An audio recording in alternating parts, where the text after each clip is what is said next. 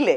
അല്ല, ഞാൻ പറയുന്നത് ഇതില് ഭരതനാട്യത്തിൽ മുതലേ നന്ദുചേട്ടൻ ചെയ്ത ക്യാരക്ടറിന്റെ പ്രശ്നം അശോകൻ, പുള്ളിയുടെ പ്രശ്നം എന്ന് വെച്ചാല് പുള്ളിക്കൊരു സ്റ്റാൻഡ് ഇല്ല. നമ്മൾ കാണിക്കുന്നുണ്ടല്ലോ, പുള്ളിക്ക് ഇവിടെ നിക്കണോ അവിടെ നിക്കണോ, മൊത്തത്തിലൊരു കൺഫ്യൂഷനാണ്. അപ്പൊ അങ്ങനെ ഒരു പാർട്ട്ണർ ഉള്ളപ്പോ, അത് ഭാര്യയാണെങ്കിലും ഭർത്താവാണെങ്കിലും ദ അതർ പേഴ്സൺ ഡോമിനേറ്റ് ചെയ്യണം, ഇല്ലേ? ഇപ്പൊ ഹസ്ബൻഡ് ഭയങ്കര ഇതാണെങ്കിൽ ഡെഫിനറ്റ്ലി ഭാര്യ ഡോമിനേറ്റ് ചെയ്യും. ഭാര്യ ഭയങ്കര പാവമാണ്, എന്നാലേ ഒരു ഫാമിലി ലൈഫ് മുന്നോട്ട് പോകുള്ളൂ. ഇപ്പൊ എവിടെ നോക്കിയാലും ആരെങ്കിലും ഒരാൾ ഡോമിനേറ്റ് ചെയ്യുന്നുണ്ടാവും. അത് അയാളുടെ കുഴപ്പമോ കുറവോ ഒന്നുമല്ല, അത് അങ്ങനെയാണ് ഒരു ഫാമിലി മുന്നോട്ട് പോകുന്നത്. അത് മ്യൂച്വൽ റെസ്പെക്റ്റും മ്യൂച്വൽ അണ്ടർസ്റ്റാൻഡിങ്ങും ആണ്. പിന്നെ മോഹിനിയാട്ടത്തിലും പറയുന്നത് സിനിമയല്ലേ, അതിൽ കുറച്ച് നമ്മൾ അവിടെ ഇരിയടോ, അത് ക്യാരക്ടർ എങ്ങനെയാണ്, അത് ഫണ്ണാണല്ലോ. റിയൽ ലൈഫിൽ അങ്ങനെ ഒന്നും ചീന്തി എടുത്തിട്ടില്ല. റിയൽ ലൈഫിൽ ഞാൻ അങ്ങനെ എല്ലാവരെയും കയറി വെറുതെ വെച്ചുണ്ടാക്കുന്ന ഒരാളല്ല. ഞാൻ കുറച്ച് ലൗഡാണ് പൊതുവെ. അത് ഈ പറഞ്ഞ ഭീമന്റെ വഴിയിലെ റീത്തയാണെങ്കിലും ഇതിലെ ശാന്തി ആണെങ്കിലും ഭരതനാട്യത്തിലെ മോഹിനിയാട്ടത്തിലെ ശാന്തി ആണെങ്കിലും കുറെയൊക്കെ എന്റെ അതേപോലെയൊക്കെ തന്നെ. അതുകൊണ്ട് എനിക്ക് ഒത്തിരി അഭിനയിക്കേണ്ടിയൊന്നും വന്നിട്ടില്ല. അത് ഈ ഭരതനാട്യത്തില് കുട്ടികളെ അവനെ ചീത്ത പറയുന്ന ഒരു സീനുണ്ടല്ലോ, നിന്റെ മോന്ത കൊണ്ടോ ഞാൻ മുതലേ പിടിച്ച് ഉരയ്ക്കുന്നൊക്കെ. ഇത് കണ്ടിട്ട് എന്റെ സ്വന്തം മക്കൾ എന്റെ അടുത്ത് കറക്റ്റ് അമ്മ, അഭിനയിക്കേണ്ട കാര്യമേ ഇല്ല. അമ്മയ്ക്ക് ദേഷ്യം, എനിക്ക് ദേഷ്യം വന്നാൽ ഞാൻ ഇത്ര ലൗഡാണ്. എന്റെ ചേച്ചിയുടെ മക്കളുണ്ട്, അവന്മാര് വലിയ കുട്ടികളാ, അമ്മ എന്നെ ചിറ്റാന്നാ വിളിക്കുന്നത്. അപ്പൊ അവന്മാര് പറഞ്ഞു, ഓ ഇത് കറക്റ്റ് ചിറ്റയാണല്ലോ. അപ്പം ലൈക്ക് നമ്മുടെ കുറെയൊക്കെ നമുക്ക് അങ്ങനെ പിന്നെ വേറൊരു പ്രത്യേകത എന്താ വെച്ചാല്, ഭരതനാട്യത്തിന്റെയും ഇപ്പൊ ഈവൻ ഭീമന്റെ വഴിയുടെ ആണെങ്കിലും ഡയറക്ടേഴ്സ് നമുക്ക് നല്ല സ്പേസ് തന്നിട്ടുണ്ട്, നമുക്ക് അഴിഞ്ഞാടാനൊരു അവര് സിറ്റുവേഷൻ പറഞ്ഞു തന്നിട്ട് ഈ സിറ്റുവേഷനിൽ നിങ്ങൾ എങ്ങനെയാണോ അങ്ങനെ പെർഫോം. അപ്പൊ എന്നോട് മാത്രമല്ല എല്ലാ ആർട്ടിസ്റ്റുകൾക്കും അങ്ങനത്തെ ഒരു സ്പേസ് ഉണ്ടായിരുന്നു. അതുകൊണ്ട് നിങ്ങൾ ശ്രദ്ധിച്ചറിയാം, ഈ രണ്ട് സിനിമകളിലെയും ആർട്ടിസ്റ്റുകൾ മറ്റു സിനിമകളിലെ വെച്ച് എത്രത്തോളം ഡിഫറെന്റ് ആയിട്ടാണ് ഇതിൽ അഭിനയിച്ചേക്കുന്നതെന്ന്. നമുക്ക് കുറച്ച് സ്പേസ് തരുമ്പോ നമുക്ക് അവിടെ നിന്നുകൊണ്ട് നമുക്ക് മാക്സിമം നമ്മളെ കൊടുക്കാൻ പറ്റും. ഇപ്പൊ അത് ഓവർബോർഡ് ആണെങ്കിൽ അവർ പറയും അത്രയും വേണ്ടാട്ടോ, ഇത് കുറയ്ക്കാട്ടോ എന്ന് പറയാൻ അവർ പറയും. പക്ഷെ അതല്ലാതെ നമുക്ക് ചെയ്യാൻ ഒത്തിരി സ്പേസ് തരുന്നതുകൊണ്ട് നമുക്കിത് നല്ല മാക്സിമം എൻജോയ് ചെയ്ത് ചെയ്യാൻ പറ്റിയിട്ടുണ്ട് ഈ രണ്ട് സിനിമകൾ, ഈ 3 സിനിമകൾ ഇൻഫാക്ട്. ഈ ഇപ്പോ ചില ആക്ടേഴ്സ് ഒക്കെ പറയാറുണ്ട്, ഇപ്പൊ അവരിപ്പോ ഒരു ക്യാരക്ടർ അവർക്ക് കിട്ടിക്കഴിഞ്ഞാൽ അവരിത് ഇങ്ങനെ 24/7 ഇങ്ങനെ ആലോചിച്ചുകൊണ്ട് അങ്ങനെ ചെയ്യാം ഇങ്ങനെ ചെയ്യാം എന്നൊക്കെ വിചാരിച്ചിരിക്കുന്നത്. ചേച്ചി അങ്ങനെയാണോ, അതോ അവിടെ ചെന്ന് കഴിയുമ്പോഴത്തേക്ക് ഡയറക്ടർ പറയും ഇന്നതുപോലെയാണ് ഇങ്ങനെ ചെയ്താൽ മതി, അങ്ങനെയുള്ളോ, അതോ ഇങ്ങനെ ഇരുന്ന് ആലോചിക്കാറുണ്ടോ? ചില സിനിമകളൊക്കെ, ഇപ്പൊ എല്ലാ സിനിമകൾക്കും എനിക്ക് എന്റെ ക്യാരക്ടറെങ്കിലും സ്ക്രിപ്റ്റ് അയച്ചു തരും. ക്യാരക്ടറിന്റെ സ്പേസ് എന്താണോ അത് അയച്ചു തരും. ചില സിനിമകളൊക്കെ എല്ലാ സ്ക്രിപ്റ്റും അയച്ചു തരും. പക്ഷെ എനിക്ക് മുഴുവനും വായിക്കുക എന്നുള്ള അറിഞ്ഞാൽ മതി എന്താ സ്റ്റോറി. എന്റെ സാധനങ്ങള് സീൻ എനിക്ക് വായിക്കണം. കാരണം അത് പെർഫോം ചെയ്യാൻ മാത്രമല്ല, ഞാൻ ഒരുപാട് ആസ്പെക്ട്സ് ചിന്തിക്കുന്ന ഒരാളാണ്. ഞാൻ കംഫർട്ടബിൾ ആണോ ആ സീനില്, കോസ്റ്റ്യൂം കംഫർട്ടബിൾ ആണോ, എല്ലാം അറിയാൻ വേണ്ടിയിട്ട്. അപ്പൊ അത് വായിച്ചിട്ടാണ് ഞാൻ പോവുക. പിന്നെ എല്ലാരും കോമൺ ആയിട്ട് സീരിയൽസിൽ അഭിനയിക്കുന്നുണ്ട്. ഇപ്പൊ അഭിനയിക്കുന്നുണ്ടോ? ഇപ്പൊ സീരിയൽസ് ചെയ്യുന്നില്ല, സിനിമയാണ് കൂടുതൽ. കാരണം വേറെ ഒന്നുമല്ല, നമുക്ക് സീരിയലിന് ഡേറ്റ് കൊടുത്താൽ സിനിമ വരുമ്പം ബുദ്ധിമുട്ടായി പോകും. അപ്പൊ അതുകൊണ്ട് സിനിമകൾ ദൈവത്തിന്റെ അനുഗ്രഹം കൊണ്ട് ഇപ്പം കഴിഞ്ഞ വർഷമൊക്കെ ഒരുപാട് സിനിമകൾ ഞാൻ ചെയ്തായിരുന്നു. അപ്പം സിനിമകൾ വരുന്നുള്ള പ്രതീക്ഷ ഇനിയും. സിനിമകളെ കൂടുതലും ചെയ്യുന്ന, സീരിയൽ ചെയ്യില്ല എന്ന് ഞാൻ പറഞ്ഞിട്ടില്ല. പക്ഷെ ആസ് ഓഫ് നൗ ഞാൻ സീരിയൽ ചെയ്യുന്നില്ല, സിനിമകളാണ് ചെയ്യുന്നത്. ഇപ്പൊ എല്ലാരും യൂസ് ചെയ്യുന്നത്, ഇപ്പൊ സിനിമയിലേക്ക് വരാനാണ് സീരിയൽ എന്നുള്ള ഒരു മീഡിയ യൂസ് ചെയ്യുന്നത്. അങ്ങനെ കുറെ പേര് യൂസ് ചെയ്യുന്നുണ്ട്. അപ്പൊ എല്ലാരും പക്ഷേ സീരിയൽ എന്ന് പറയുമ്പോൾ അതൊരു സെക്കൻഡറി ഓപ്ഷൻ ആയിട്ട് വെക്കുകയാണ്, സിനിമയാണ് മെയിൻ എന്നുള്ളൊരു സംഭവം വെക്കുകയാണ്. ഞാൻ ചേച്ചി സീരിയലിൽ ഒരുപാട് അഭിനയിച്ചിട്ടുണ്ട്. അപ്പൊ അത് വെച്ച് ചോദിക്കാം, സിനിമയെക്കാട്ടിലും ബെറ്റർ ആയിട്ട് സീരിയലിന്റെ ഒരു ഭാഗം ഏതാണ്, ഒരു പോർഷൻ, അല്ലെങ്കിൽ ഇതില് സിനിമയെക്കാട്ടിലും സീരിയലാണ് ബെറ്റർ എന്ന് തോന്നിയിട്ടുള്ള ഒരു കാര്യം? രണ്ടും അഭിനയമാണ്, രണ്ടും നമുക്ക് പൈസ തരുന്നുണ്ട്, രണ്ടും നമ്മുടെ വരുമാനമാണ്, ചോറാണ്, എല്ലാമാണ്. ഞാൻ സിനിമയിൽ അഭിനയിച്ചിട്ടാണ് സീരിയലിലേക്ക് പോയത്. സിനിമ ചെറിയ ചെറിയ ക്യാരക്ടേഴ്സ് ചെയ്തിട്ടാണ് സീരിയൽസ് ചെയ്തിരുന്നത്. സിനിമയില് ഭീമന്റെ വഴി കഴിഞ്ഞിട്ടും ഞാൻ സീരിയൽ ചെയ്തിട്ടുണ്ട്. സീരിയൽ ഒരിക്കലും താത്തിക്കെട്ടി പറയില്ല, സീരിയൽ ഒരിക്കലും താഴെയാണെന്ന് ഞാൻ പറയില്ല. അങ്ങനത്തെ ചിന്താഗതി ഉണ്ടാവാമായിരിക്കാം ആൾക്കാർക്ക്. സീരിയലിനൊരു പ്രശ്നം ഞാൻ കണ്ടെടുക്കുന്നത് എന്താ വെച്ചാൽ, നമുക്ക് ഒരു മാസത്തിൽ 10-15 ദിവസം നമ്മൾ അവർക്ക് കൊടുക്കണം ഡേറ്റ് ആയിട്ട്. അപ്പൊ നമുക്ക് വേറൊന്നും കമ്മിറ്റ് ചെയ്യാൻ പറ്റില്ല. അതൊരു മേജർ പ്രോബ്ലം ആണ്. അത് ആർട്ടിസ്റ്റ് എന്നുള്ള രീതിയിൽ നമുക്ക് വേറൊരു സിനിമ വന്നാലോ അല്ലെങ്കിൽ പിന്നെ ഇപ്പോഴത്തെ ഒരു സീരിയലിന്റെ ഒരു എന്ന് വെച്ച് കഴിഞ്ഞാൽ നമ്മൾ ഒരു ചാനലിൽ ചെയ്യുവാണെങ്കിൽ മറ്റു ചാനലിൽ നമ്മൾ ഒരു മെയിൻ ക്യാരക്ടർ ചെയ്യുവാണെങ്കിൽ വേറെ ചാനലിൽ ചെയ്യാൻ പാടില്ല, അങ്ങനെ ഒരു ക്ലോസ് ഉണ്ട്. അപ്പൊ ഒരു ആർട്ടിസ്റ്റിനെ സംബന്ധിച്ചിടത്തോളം നമുക്ക് വരുമാനം ഒരിടത്ത് മാത്രമായിട്ട് ഒതുങ്ങി നിൽക്കും. അത് ഞാൻ പൊതുവെയുള്ള കാര്യം പറയാം. പിന്നെ സീരിയലിൽ നമ്മൾ ഉപ്പ് തൊട്ട് കർപ്പൂരം എന്ന് പറഞ്ഞ മാതിരി പൊട്ടു മുതൽ ചെരുപ്പ് വരെ നമ്മൾ കൊണ്ടുപോകണം. സിനിമയില് ഒന്നും നമ്മൾ കൊണ്ടുപോകണ്ട, എല്ലാം അവിടുന്ന് കിട്ടും. സീരിയലില് ക്യാരവൻ ഇല്ല, സിനിമയില് ക്യാരവൻ ഉണ്ട്. നമുക്കൊരു സീൻ കഴിഞ്ഞ് ചൂടെടുത്ത് കഴിഞ്ഞാൽ നമുക്ക് പോയി നമ്മുടെ വാനിൽ പോയി ഇരിക്കാം. സീരിയലിൽ അത് പോസിബിൾ അല്ല. നമുക്ക് റൂംസ് ഒക്കെ ഉണ്ടാവും, റൂമൊക്കെ ഉണ്ടാവും, പക്ഷെ ഫെസിലിറ്റീസ് കമ്പാരിറ്റീവ്ലി കുറവല്ലേ. അത് ഇതിപ്പോ ആർക്ക് ഇഷ്ടപ്പെട്ടാലും ഇല്ലെങ്കിലും അത് സത്യം അതാണ്. സീരിയലില് ഫെസിലിറ്റീസ് ഭയങ്കര കുറവാ കമ്പാരിറ്റീവ്ലി. പിന്നെ സീരിയല് ഈ പറഞ്ഞ പോലെ നമുക്ക് സ്പേസ് കുറവാ അഭിനയിക്കാൻ. നമ്മൾ ഒരു 1.5 എപ്പിസോഡ് അല്ലെ 2 എപ്പിസോഡൊക്കെ ഒരു ദിവസം എടുത്ത് അത് അവർക്ക് നല്ല ലാഭമുള്ളൂ. നമ്മൾ അവരെ ഡെഫിനറ്റ്ലി അവരെ കുറ്റം പറഞ്ഞ കാര്യമില്ല, കാരണം ഇത്രയും എപ്പിസോഡ്സ് കൊടുക്കണ്ടേ, അപ്പം ഇത്ര ആർട്ടിസ്റ്റുകളും ഉണ്ട്, അപ്പൊ എല്ലാം. അപ്പൊ അതുകൊണ്ട് അവർക്ക് മാക്സിമം സീൻസ് എപ്പിസോഡ് എടുക്കുക എന്നുള്ളതാണ്. അപ്പൊ അതുകൊണ്ട് തന്നെ നമുക്ക് അഭിനയിച്ച് തകർക്കാനുള്ള ഒരു സ്പേസ് കുറവായിരിക്കും. പിന്നെ പ്രോംപ്റ്റിംഗ് ആണ്, നമുക്ക് പഠിച്ചു പറയാനുള്ള ഒരു സ്പേസ് കുറവാണ്. അങ്ങനെ ഒരുപാട് കാര്യങ്ങള്.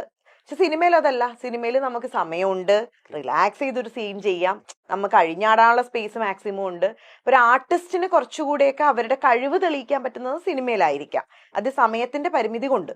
എന്നുവെച്ചാൽ സീരിയൽ അഭിനയിക്കുന്നവർ മോശം എന്നല്ല, സീരിയലിൽ നല്ല ആർട്ടിസ്റ്റുകളുണ്ട്, അവർ നന്നായി അഭിനയിക്കുന്നുമുണ്ട്. ഞാൻ പറഞ്ഞാൽ അവർക്ക് സിനിമയാകുമ്പോൾ കുറച്ചുകൂടെ റിലാക്സ് ചെയ്ത് ചെയ്യാം, അതാണ് ഉദ്ദേശം. ഈ സിനിമക്കാട്ടില് സീരിയൽ ബെറ്റർ ആയിട്ടുള്ളൊരു ഇത് സീരിയലിൽ കുറച്ചുകൂടി നല്ലതാണെന്ന് തോന്നിയിട്ടുള്ള കാര്യം ഏതാണ്? സീരിയലാണ് ഇതിന് നല്ലത്. ത്രൂ ഔട്ട് നമുക്ക് ഒരു വരുമാനമുണ്ട്, റെഗുലർ ആയിട്ട് വരുമാനം, അതാണ് ഏറ്റവും വലിയ നല്ല കാര്യം. സീരിയൽ ചെയ്യുന്ന ഒരു ആർട്ടിസ്റ്റിനെ സംബന്ധിച്ചിടത്തോളം എല്ലാ മാസവും അവർക്ക് ഇപ്പൊ ചിലപ്പോ 10 ദിവസം വർക്കുള്ളവരുണ്ട്, ചിലപ്പോൾ 15 ദിവസം വർക്കുള്ളവരുണ്ട്, ചിലപ്പോൾ 3 ദിവസം ആയിരിക്കാം. വാട്ട് എവർ ഇറ്റ് ഈസ്, എല്ലാ മാസവും ഈ ആർട്ടിസ്റ്റിന് ഒരു 2 ദിവസമെങ്കിലും വർക്ക് കിട്ടും സീരിയൽ ആവുമ്പോ. സിനിമയാകുമ്പോൾ നമ്മൾ ഒരു സിനിമ കഴിഞ്ഞ് ചിലപ്പോൾ ഒത്തിരിയും കാലം കഴിഞ്ഞിട്ടായിരിക്കും അടുത്ത സിനിമ വരുന്നത്. അതാണ് അതിന്റെ ഒരു വ്യത്യാസം. നമുക്കൊരു സെഗ്മെന്റിലേക്ക് പോവാം. ഞാൻ കുറച്ച് ചോദ്യങ്ങൾ പ്ലാൻ ചെയ്ത് വെച്ചിട്ടുണ്ട്, പെട്ടെന്ന് പറയണം. കൺഫ്യൂസിംഗ് റാപ്പിഡ് ഫയർ എന്നല്ല, കുറച്ച് അതുപോലെ ഒരു ക്വസ്റ്റ്യൻ സെറ്റ് ആണ്, ഒരുപാട് ആലോചിക്കരുത്. ഓക്കെ, ടെൻഷൻ വേറെ ആലോചിക്കരുത്, പെട്ടെന്നായിരിക്കണം. ഓക്കെ,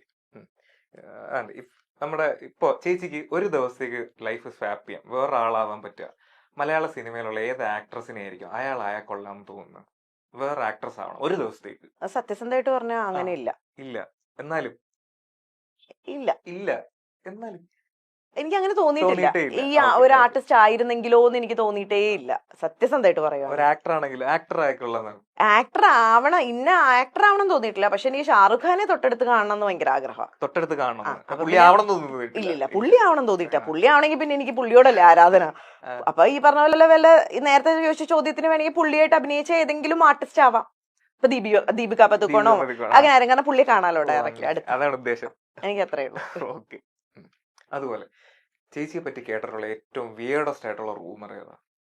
റൂമേഴ്സ് ഒന്നും അങ്ങനെ കേട്ടിട്ട് ഉണ്ടോന്ന് എനിക്കറിയില്ല, ഞാൻ അതിന് ചെവി കൊടുക്കാറില്ല. ബേസിക്കലി പറഞ്ഞിട്ടൊക്കെയുണ്ട്. നമ്മള് ജോലി ചെയ്യുന്ന സിനിമയിലൊക്കെ വരുന്നതിന് മുന്നേ ജോലി ചെയ്യുന്ന സ്ഥലത്താണെങ്കിലും പഠിക്കുന്നപ്പോഴാണെങ്കിലും ഒക്കെ നമ്മളെ പറ്റി ആരെങ്കിലും ഒക്കെ എന്തെങ്കിലുമൊക്കെ പറയാം.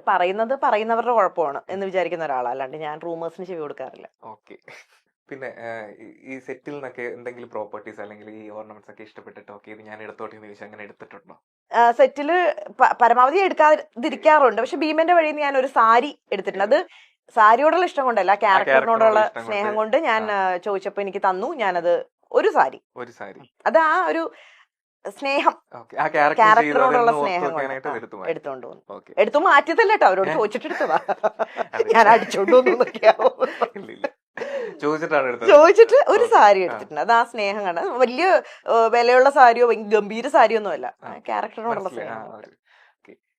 ഒരു ഷോട്ട് ഏറ്റവും നമ്പേഴ്സ് പോയിട്ടുള്ള ഷോട്ട് ഏതാണ്? ടേക്കുകൾ പോയിട്ടുള്ള ഷോട്ട് ഏതാണ്? ഭീമന്റെ വഴിയിലെ ഷോട്ടാണ്. ചെമ്പൻചേട്ടനിന്ന് വഴക്ക് കേട്ട അത് ഞാൻ ഇന്റർവ്യൂല് പറഞ്ഞിട്ടുണ്ടല്ലേ. അത് തന്നെ, അതായത് ചാക്കോച്ചനും ഞാനും കൂടെയുള്ള ആദ്യത്തെ കോമ്പിനേഷൻ ആണ്. മുഴുനീളം ഡയലോഗായിരുന്നു. എനിക്ക് തന്നെയായിരുന്നു ഡയലോഗ് കാണാപ്പാടം പഠിച്ച് ഞാൻ അവിടെ ചെന്ന് നിന്ന് പറഞ്ഞിട്ട് എനിക്ക് ശരിയാവുന്നില്ല. പക്ഷെ പറയുന്നുണ്ട്, ഡയലോഗ് ഫുള്ള് ഞാൻ പറയുന്നുണ്ട്, പക്ഷെ മുഖത്തൊന്നും വരുന്നില്ല. അപ്പം എനിക്ക് ടെൻഷനായി. കാരണം ചാക്കോച്ചനും ഞാനും തമ്മിൽ ഒരു റാപ്പ് ഒന്നും ക്രിയേറ്റ് ചെയ്യാനുള്ള ഒരു സ്പേസ് ഒന്നും കിട്ടിയില്ല നമ്മള് ഫസ്റ്റ് തന്നെ. അപ്പൊ ഇദ്ദേഹം ഡെഫിനറ്റ്ലി നമ്മളെക്കാൾ ഒത്തിരി സീനിയർ അല്ല. അപ്പം എങ്ങനെയാണ് എന്നൊക്കെ ഒന്നും അറിയാത്തതുകൊണ്ട് അത് ഞാൻ പറഞ്ഞ ഫസ്റ്റ് സീൻ നമ്മൾ ചെയ്യുമ്പോഴേ അപ്പൊ അതിന് ചെമ്മചേട്ടൻ പറഞ്ഞു, നീ ബൈ ഹാർട്ട് പഠിച്ചോണ്ട് വന്നിട്ട് ആണ് അതാണ് ഇതാണ്, മേലെ അവർക്ക് സ്ക്രിപ്റ്റ് കൊടുക്കരുത് എന്നൊക്കെ പറഞ്ഞ് പുള്ളി പറഞ്ഞു. പക്ഷെ അത് ഓക്കെ ആയിട്ട് പോയി. അതാണ് ഒരുപാട് ടേക്ക് പോയത്. ഒരു 5-6 പോയിട്ടുണ്ടാവും. കഴിയുന്നതും ഞാൻ ടേക്സ് കൂടുതൽ പോവാതിരിക്കാൻ ശ്രദ്ധിക്കുന്ന ഒരു ആർട്ടിസ്റ്റ് ആണ്. ദൈവത്തിന്റെ അനുഗ്രഹം കൊണ്ട് 2-3 ഒക്കെ ആവാറുണ്ട്. മിക്കവാറും 1 ഒക്കെ ആവാറുണ്ട്. ടെൻഷൻ ആവാറുണ്ടോ? ഒരു ടേക്ക് ഓക്കെ ആയില്ലെന്നുണ്ടെങ്കിൽ ടെൻഷൻ ആവാറുണ്ടോ? അങ്ങനെ ടെൻഷൻ ഇല്ല. പക്ഷെ മമ്മൂക്കെ പോലുള്ള ആർട്ടിസ്റ്റിന്റെ ഒക്കെ മുമ്പിൽ നിൽക്കുമ്പം ടേക്ക് ഓക്കെ ആവാതിരിക്കല്ലേ ഭഗവാനെ എന്ന് എപ്പോഴും പ്രാർത്ഥിക്കും. ടേക്ക് ഓക്കെ ആവാതിരിക്കല്ലേ, ലൈക്ക് ടേക്ക് ഫസ്റ്റ് ടേക്ക് തന്നെ ഓക്കെ ആവണേ. അങ്ങനെ അത്രയും വലിയ ആർട്ടിസ്റ്റുകളൊക്കെ മുന്നിൽ നിൽക്കുമ്പോൾ നമ്മളെ മമ്മൂക്കയുടെ കൂടെയൊക്കെ ഞാൻ ഒത്തിരി സിനിമകൾ 3-4 സിനിമകൾ ചെയ്തിട്ടുണ്ട്. അപ്പൊ അദ്ദേഹത്തിന്റെ ഒക്കെ മുമ്പിൽ നിൽക്കുമ്പോൾ അദ്ദേഹം ഭയങ്കര കൂളാണ്, പക്ഷെ നമ്മൾ കൂളല്ലല്ലോ, നമുക്ക് ടെൻഷൻ ആണല്ലോ. ഇത്രയും വലിയൊരു ആർട്ടിസ്റ്റ് മുമ്പിൽ നിൽക്കുന്നു, ഞാൻ തെറ്റിച്ചത് കൊണ്ട് വീണ്ടും റീടേക്ക് പോയാൽ എങ്ങനെയാണ് എന്നൊക്കെ ഓർത്ത് പേടിച്ച് അങ്ങനെ ഒരു ടെൻഷൻ ഉണ്ടായിട്ടുണ്ട്. പക്ഷെ ദൈവാനുഗ്രഹം കൊണ്ട് അതൊന്നും കുഴപ്പമില്ലാണ്ട് പോയിട്ടുണ്ട്. അല്ല, അന്നേരം ഈ കോൺഷ്യസ് ആകുമ്പോഴത്തേക്ക് ഇപ്പൊ പുള്ളി അടുത്ത് നിൽക്കുകയാണ്, അന്നേരം കോൺഷ്യസ് ആകുമ്പോഴത്തേക്ക് അത് പെർഫോമൻസിന് അഫക്ട് ചെയ്യില്ല? കാരണം ഇതിങ്ങനെ മൈൻഡിൽ അങ്ങനെ പ്രശ്നമില്ല. നമുക്ക് അത് മറക്കാൻ എന്തോ ദൈവത്തിന്റെ അനുഗ്രഹം. എനിക്ക് അറിഞ്ഞൂടാ എന്തോ സംഭവിക്കുന്നു. ഓക്കെ. ഒരു ചേച്ചിയുടെ ഒരു ഇന്റർവ്യൂ അല്ലെങ്കിൽ ഒരു സിനിമ ഡിലീറ്റ് ചെയ്ത് കളയണം, അത് എന്റർ യൂണിവേഴ്സിൽ ഡിലീറ്റ് ചെയ്ത് സിനിമ, അങ്ങനത്തെ സിനിമയുണ്ട്, പക്ഷെ ഞാൻ പറയുന്നില്ല പേര്. അങ്ങനെ ഒരു സിനിമയുണ്ട്. ഞാൻ അറിയാതെ എന്നോട് പറഞ്ഞ രീതിയിലല്ല അവർ ഷൂട്ട് ചെയ്തത്. സ്ക്രിപ്റ്റ് പറഞ്ഞ പോലെ അല്ല, ഷൂട്ട് ചെയ്ത ആംഗിളിന്റെ പ്രശ്നമുണ്ട്.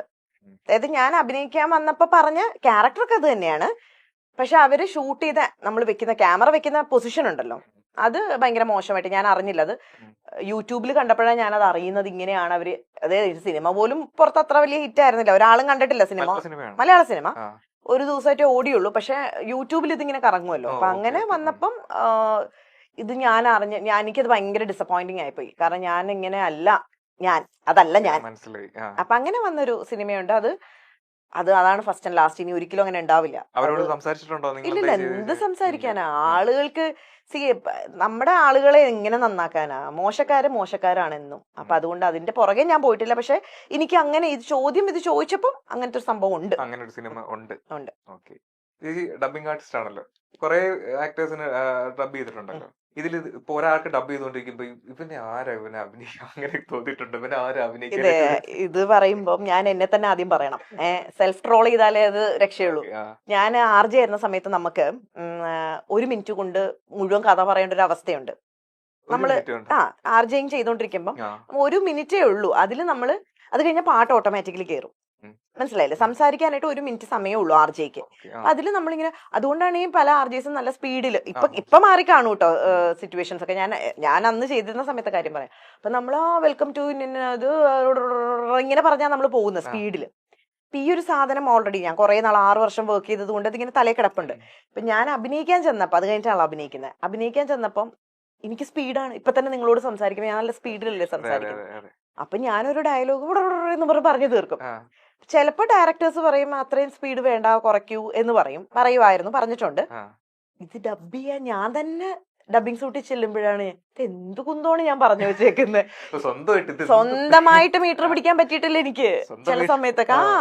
അപ്പൊ ഞാൻ ഓർക്കും ഭയങ്കര. അപ്പൊ അങ്ങനെ വിചാരിച്ചൊരു വ്യക്തിയാണ് ഞാൻ. ഡെഫിനറ്റ്ലി മറ്റുള്ള ആർട്ടിസ്റ്റുകൾ ചെയ്തപ്പോഴും എനിക്ക് തോന്നിയിട്ടുണ്ട്, പക്ഷെ എന്നെ തന്നെ എനിക്ക് തോന്നിയിട്ടുണ്ട്. പിന്നെ വേറെ ആരെയും കുറ്റം പറഞ്ഞിട്ട് കാര്യമില്ല. ചേച്ചിക്ക് ഒരു മലയാള സിനിമയിൽ ഒരു 10 കോടി രൂപ റെമ്യൂണറേഷൻ പറയുക ഒരു ക്യാരക്ടറിന് വേണ്ടിയിട്ട്, പക്ഷെ ആ ക്യാരക്ടർ ചെയ്ത് കഴിഞ്ഞാൽ ചിലപ്പോൾ ചേച്ചിയുടെ കംപ്ലീറ്റ് റെപ്യൂട്ടേഷൻ പോകാൻ ചാൻസ് ഉണ്ട്. അങ്ങനെ ഒരു ക്യാരക്ടർ വരുവാണെന്നുണ്ടെങ്കിൽ ഓക്കെ ഞാൻ ചെയ്യുക, എന്നിട്ട് ഇനി പരിപാടി ഒതുക്കുക എന്നുള്ള രീതിയിൽ ചെയ്യുമോ, അതോ അത് നിരസിക്കുമോ? പൈസ നമുക്ക് വളരെ ഇമ്പോർട്ടന്റ് ആണ് ജീവിതത്തിൽ. എല്ലാവർക്കും പൈസ ഇമ്പോർട്ടന്റ് ആണ്. എനിക്കും പൈസ വളരെ ഇമ്പോർട്ടന്റ് ആണ്. പക്ഷെ പൈസ മാത്രമല്ല നമുക്ക് ഇമ്പോർട്ടൻസ്. എനിക്ക് പൈസയുടെ മുകളിൽ നിൽക്കുന്ന വേറെ കുറെ കാര്യങ്ങളുണ്ട്. പൈസ എനിക്ക് വളരെ ഇമ്പോർട്ടന്റ് ആണ്, പക്ഷെ പൈസയ്ക്ക് മുകളിൽ നിൽക്കുന്ന ഒരുപാട് കാര്യങ്ങളുണ്ട്. അതിൽ എൻ്റെ ഫാമിലി വരും, എൻ്റെ മക്കള് വരും, ഒരുപാട് കാര്യങ്ങൾ. അപ്പം ഞാനൊരു പൈസയ്ക്ക് വേണ്ടി എന്തെങ്കിലും ചെയ്തിട്ട് എൻ്റെ കുട്ടികൾക്ക് തലയിൽ മുണ്ടിട്ട് നടക്കേണ്ട ഒരു അവസ്ഥ വരുവാണെങ്കിൽ പിന്നെ ആ പൈസ കൊണ്ട് എന്താണ് പ്രയോജനം? ഇല്ലേ? അങ്ങനെ ചിന്തിക്കുന്ന ഒരാളാണ് ഞാൻ. എനിക്ക് 2 മക്കളുണ്ട്, ഒരു മോളും മോനും ഉണ്ട്. അപ്പം എൻ്റെ ഒരു ആഗ്രഹം അല്ലെങ്കിൽ എൻ്റെ ഒരു തീരുമാനം. പറയുന്നവര് പറയും, പക്ഷെ ഞാൻ എന്ത് ചെയ്താലും കുറ്റം പറയുന്നവരുണ്ടാവില്ല. ഞാനെന്നല്ല, ഏത് വ്യക്തിയാണെങ്കിലും, എസ്പെഷ്യലി ആർട്ടിസ്റ്റുകൾക്ക് കുറ്റം കേൾക്കേണ്ട വരാറുണ്ട്. അത് ഞാൻ ബോധർ ചെയ്യുന്നില്ല, അത് പറഞ്ഞോട്ടെ. പക്ഷെ റിയാലിറ്റിയിൽ വിത്ത് പ്രൂഫ്, ദേ നിങ്ങളുടെ അമ്മ ഇങ്ങനെയല്ലേ എന്ന് പറഞ്ഞിട്ടൊരു സാധനം എൻ്റെ കയ്യിൽ നിന്ന് വരരുതെന്ന് എനിക്ക് 100% നിർബന്ധമുണ്ട്. അതുകൊണ്ട് പൈസ എത്ര തന്നാലും എൻ്റെ മക്കൾക്കോ എൻ്റെ പേരിനോ എൻ്റെ ഫാമിലിയുടെ പേരിനോ, എൻ്റെ പേരൻസിന്, അച്ഛനിപ്പില്ല, മരിച്ചാലും അച്ഛൻ്റെ പേരുണ്ടല്ലോ, അച്ഛനും അമ്മയ്ക്കോ എൻ്റെ ആങ്ങളയ്ക്കോ എൻ്റെ ഫാമിലിയിലുള്ള ആർക്കാണെങ്കിലും എന്നെ കൊണ്ടൊരു വൃത്തികേട് ഉണ്ടാവരുതെന്ന് നിർബന്ധമുണ്ട്. പൈസക്കല്ല ഇമ്പോർട്ടൻസ് എന്ന് പറഞ്ഞ് പൈസ ചോദിച്ചു വാങ്ങിക്കില്ല എന്നില്ല. പൈസ നമ്മൾ തീരുമാനിച്ചിട്ടുണ്ടല്ലോ, ഒരു സിനിമ ചെയ്യുമ്പോഴോ അല്ലെങ്കിൽ ഒരു ഇത് ഡബ് ചെയ്യുമ്പോഴോ നമ്മൾ ഇത്ര രൂപയാണ് വാങ്ങിക്കുന്നത് എന്ന് നമ്മുടെ മനസ്സിലുണ്ടല്ലോ. അത് സംസാരിക്കും. ചിലപ്പോൾ അതിൽ നിന്ന് നമ്മൾ ചില സന്ദർഭങ്ങളിൽ നമ്മൾ അതിൽ നിന്നൊക്കെ ചിലപ്പോൾ കുറച്ചൊക്കെ ചെയ്യേണ്ടി വന്നിട്ടുണ്ട്, ചെയ്യുന്നുമുണ്ട്. അതിലൊന്നും അങ്ങനെ പിടിവാശിക്കാരിയല്ല. പക്ഷെ നമ്മൾക്ക് ശമ്പളം വേണ്ടേ, അത് നമുക്ക് വാങ്ങിക്കുന്നുണ്ട്. നെക്സ്റ്റ് ചോദിക്കാൻ വന്നതും ഈ സാലറി റിലേറ്റഡ് ആണ്. ഒരു സിനിമയ്ക്ക് വിളിക്കുകയാണ്, ഗംഭീര സ്ക്രിപ്റ്റ്, ഗംഭീര ക്യാരക്ടർ, പക്ഷെ അവർ പറയുന്നു പേയ്മെന്റ് തരാൻ പറ്റില്ല, നമ്മളതിൽ പേയ്മെന്റ് ഇല്ല, ചെയ്യും. ഗംഭീര ക്യാരക്ടർ, ഗംഭീര സ്ക്രിപ്റ്റ്, അതുകൊണ്ട് എനിക്ക് ജീവിതത്തിൽ എന്തെങ്കിലും ഗുണം, നേരത്തെ പറഞ്ഞ സംഭവമല്ല, ഉണ്ടാവും എന്നുണ്ടെങ്കിൽ ഡെഫിനറ്റ്ലി പൈസയേക്കാൾ ഉറപ്പായും ചെയ്യും. ഈ പറഞ്ഞ ക്ലോസ് ഉണ്ട്, ഗംഭീര സ്ക്രിപ്റ്റ്, ഗംഭീര ക്യാരക്ടർ, അങ്ങനെ ഞാൻ ചെയ്തിട്ടുണ്ട്. പൈസ കുറച്ച് ഞാൻ വർക്ക് ചെയ്തിട്ടുണ്ട്. അത് ക്യാരക്ടർ നന്നായിട്ടും അല്ലെങ്കിൽ ചിലപ്പോ ചില ബന്ധങ്ങളുടെ പുറത്തും അങ്ങനെ ചെയ്തിട്ടുണ്ട്. പൈസ വാങ്ങിക്കാതെ ചെയ്തിട്ടില്ല, പൈസ കുറച്ച് ചെയ്തിട്ടുണ്ട്. നെക്സ്റ്റ് ഒരു ചോദ്യം കൂടി ചോദിച്ചിട്ട് സെഗ്മെന്റ് തീർക്കാം. ചേച്ചിക്ക് സിനിമയിൽ എന്തെങ്കിലും ഇതുപോലെ മോശം അനുഭവം ഉണ്ടായിട്ടോ? ഇപ്പൊ റീസെന്റ് ഒരു ഇൻസിഡന്റ് ഇപ്പൊ നടന്നു, അതുപോലെ ഒരു ഇൻസിഡന്റ് ആണുങ്ങളിൽ നിന്ന് ഉണ്ടായിട്ടുണ്ടോ? എനിക്ക് ഈ നിമിഷം വരെ ഒരു മോശം അനുഭവവും സിനിമയിൽ നിന്ന് ഉണ്ടായിട്ടില്ല. ഇനി മറ്റുള്ളവരുടെ കാര്യം എനിക്ക് അറിയില്ല എങ്ങനെയാന്ന്. പക്ഷെ ആരും എന്നോട് മോശമായി പെരുമാറുകയോ അങ്ങനത്തെ സന്ദർഭങ്ങൾ ഉണ്ടാവുകയോ ഞാനായിട്ട് ഉണ്ടാക്കുകയോ ചെയ്തിട്ടില്ല. നമ്മൾ പോകുന്നു, അഭിനയിക്കുന്നു, പറയുന്ന പണി ചെയ്യുന്നു, തിരിച്ച് വീട്ടിലേക്കോ റൂമിലേക്കോ പോകുന്നു, അടച്ച് അതിൻ്റെ ഉള്ളിൽ ഇരിക്കുന്നു. എനിക്ക് അതിനപ്പുറത്തേക്കുള്ള ബന്ധങ്ങളും ഇല്ല സിനിമയിൽ. ഇപ്പൊ സിനിമയിൽ എൻ്റെ കൂടെ വർക്ക് ചെയ്ത എല്ലാവർക്കും അറിയാം, എനിക്ക് സിനിമ കഴിഞ്ഞാൽ ആരുമായിട്ടും ഒരു കോണ്ടാക്ട്, ഒരു പേഴ്സണൽ കോണ്ടാക്ട് ഇല്ല, ഫ്രണ്ട്ഷിപ്പ് ഇല്ല. സിനിമയിൽ എനിക്ക് ഫ്രണ്ട്സ് ഇല്ല, കൊളീഗ്സ് ഉള്ളി കൊളീഗ്സ്. പുറത്തും എനിക്ക് ഫ്രണ്ട്സ് കുറവാണ് പറയുവാണെങ്കിൽ, ഉണ്ടില്ലെന്നല്ല, പക്ഷെ വളരെ കുറവാണ്. അങ്ങനെ ഒരു ഫ്രണ്ട്ഷിപ്പ് മെയിൻറ്റെയിൻ ചെയ്ത് അങ്ങനെ ഒരു പാർട്ടി ഫ്രീക്കൊന്നും അല്ല ഞാൻ. അപ്പൊ അതുകൊണ്ട് എനിക്ക് അതുകൊണ്ട് പ്രശ്നം ഉണ്ടാവണമെന്നില്ല കേട്ടോ, വളച്ചൊടിക്കരുത്. ഞാനത് എന്റെ കാര്യം പറഞ്ഞതാ. അല്ല, നമ്മൾ എന്ത് പറഞ്ഞാലും വളഞ്ഞു ഒടിഞ്ഞു വരുവേ. അപ്പം പ്രശ്നങ്ങൾ ഉണ്ടായിട്ടുണ്ടാവും, സ്ത്രീകൾക്കും പുരുഷന്മാർക്കും ഒക്കെ പ്രശ്നങ്ങൾ ഉണ്ടായിട്ടുണ്ടാവും. അത് വളരെ അൺഫോർച്ചുനേറ്റ് ആണ്. ദൈവാനുഗ്രഹം കൊണ്ടും എന്റെ ഭാഗ്യം കൊണ്ടും എനിക്ക് ഇതുവരെ അങ്ങനെ പ്രശ്നങ്ങൾ ഉണ്ടായിട്ടില്ല. ഇനിയും പ്രശ്നങ്ങളൊന്നും ഉണ്ടാവാതിരിക്കട്ടെ. അതെ, തീർച്ചയായിട്ടും. അപ്പോൾ ചേച്ചി, thank you so much cinema കമ്പനിയിലേക്ക് വന്നതിന്. മോഹിനിയാട്ടം എന്ന് പറയുന്ന സിനിമ ഭയങ്കര ഒരു ഗംഭീര സക്സസ് ആവട്ടെ, ചേച്ചിക്ക് ഒരു ബ്രേക്ക് ആവട്ടെ, ഇനി കൈ നിറയെ സിനിമകൾ ഇനിയും കിട്ടട്ടെ. അതെ, താങ്ക് യു സോ മച്ച്. അപ്പൊ മോഹിനിയാട്ടം എല്ലാരും പോയി കാണുക. April 10th theatre റിലീസാണ്. ഭരതനാട്യം തിയേറ്ററിൽ കാണാതെ OTT കണ്ടിട്ട് എല്ലാരും പറഞ്ഞു അടിപൊളി പടമായിരുന്നു. പക്ഷെ OTT കണ്ടിട്ട് ആയിപ്പോയി പറഞ്ഞത്. പക്ഷെ മോഹിനിയാട്ടം അങ്ങനെയല്ല, ഒരു തിയേറ്റർ വാച്ച് തന്നെയാണ്. അങ്ങനെയാണ് ആ പടം ചെയ്തേക്കുന്നതും. അപ്പം ഡെഫിനറ്റ്ലി എല്ലാവരും തിയേറ്ററിൽ പോയി കാണുക. ഇനി ഞങ്ങൾക്ക് ഒരു സീക്വൽ, അടുത്തത് ഒരു തേർഡ് പാർട്ടും കൂടെ ചെയ്യണമെന്ന് ഡയറക്ടർക്ക് തോന്നിയാലോ?